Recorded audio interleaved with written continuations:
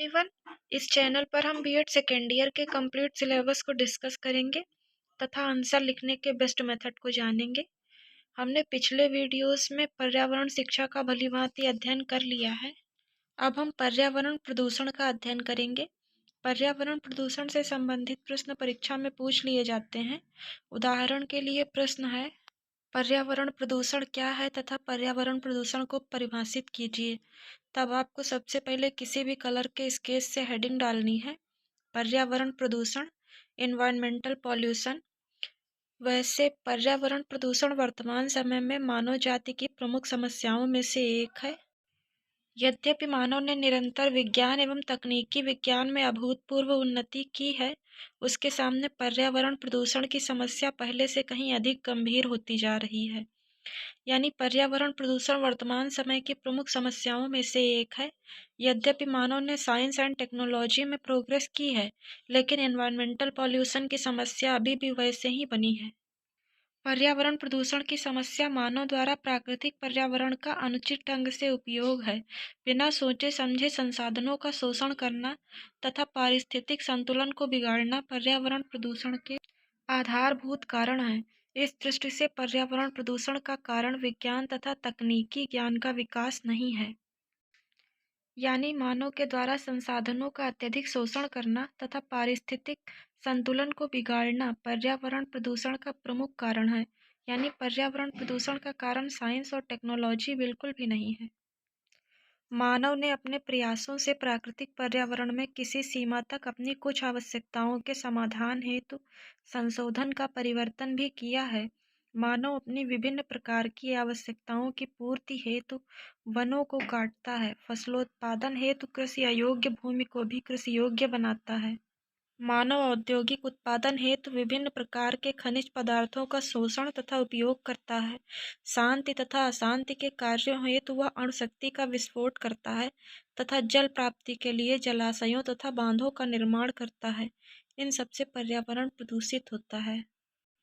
यानी मानव अपनी आवश्यकताओं की पूर्ति के लिए वनों को काटता है, कृषि अयोग्य भूमि को कृषि योग्य बनाता है, औद्योगिक उत्पादन हेतु विभिन्न प्रकार के खनिज पदार्थों का शोषण तथा उपयोग करता है, मानव अणुशक्ति का विस्फोट करता है जिससे अत्यधिक प्रदूषण होता है तथा जल प्राप्ति के लिए जलाशयों तथा बांधों का निर्माण करता है। पर्यावरण प्रदूषण के कारण समस्त मानव जाति सामान्य रूप से तथा औद्योगिक एवं विकासशील राष्ट्र विशेष रूप से पीड़ित हैं। यदि समय रहते हुए पर्यावरण प्रदूषण के प्रसार पर नियंत्रण एवं सफलता नहीं पाई गई, तो यह मानव जाति का जीवित रहना दूभर कर देगी। 2 दिसंबर 1984 को भारत में भोपाल गैस दुर्घटना के दुष्परिणामों से कौन अवगत नहीं है।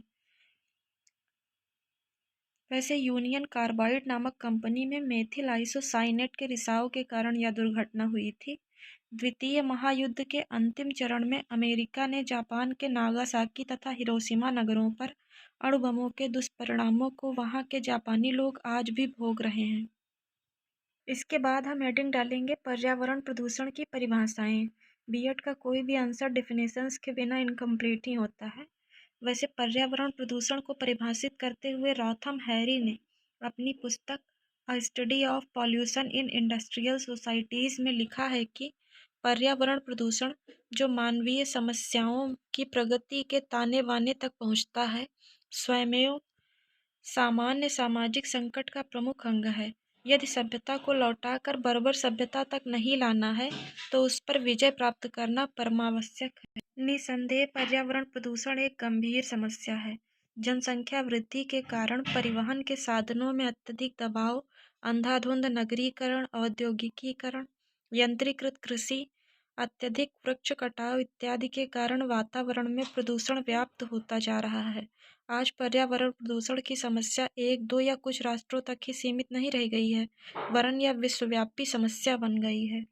इसके बाद हम हेडिंग डालेंगे पर्यावरण प्रदूषण दूर करने में शिक्षक द्वारा किए जाने योग्य अपेक्षित प्रयास। पर्यावरण प्रदूषण दूर करने में शिक्षक द्वारा किए जाने योग्य अपेक्षित प्रयास निम्न हैं। नंबर 1, शिक्षक संघ द्वारा सामाजिक समस्याओं के समाधान हेतु ठोस प्रयास।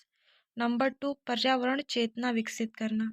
नंबर 1, शिक्षक संघ द्वारा सामाजिक समस्याओं के समाधान हेतु ठोस प्रयास में दो बातें आती हैं। पहली है आर्थिक विपन्नता, बेरोजगारी भी पर्यावरण को विकृत करने में प्रभावी कारक के रूप में सामने आई है। शिक्षक अपने विद्यार्थियों की योग्यताओं, क्षमताओं तथा रुचि के अनुरूप व्यवसाय के विविध क्षेत्रों को अपनाने हेतु दिशा निर्देश देकर सच्चे पथ प्रदर्शक की भांति महत्वपूर्ण भूमिका निभा सकता है। नंबर 2, जनसंख्या नियंत्रण हेतु शिक्षक द्वारा प्रसार कार्यकर्ताओं के रूप में योग्य छात्रों को अधिक प्रशिक्षण प्रदान किया जाना चाहिए। ऐसी शैक्षिक भ्रमण की व्यवस्था की जानी चाहिए जिसमें ये प्रसार कार्यकर्ता गांवों में, कस्बों में जाकर दृश्य श्रव्य सामग्री के द्वारा जनसंख्या नियंत्रण करवाकर पर्यावरण में उत्पन्न होने वाले भौतिक अभौतिक प्रदूषणों को कम कर सकेंगे। If you like this video then please like, share and subscribe this channel. It's my humble request to all of you.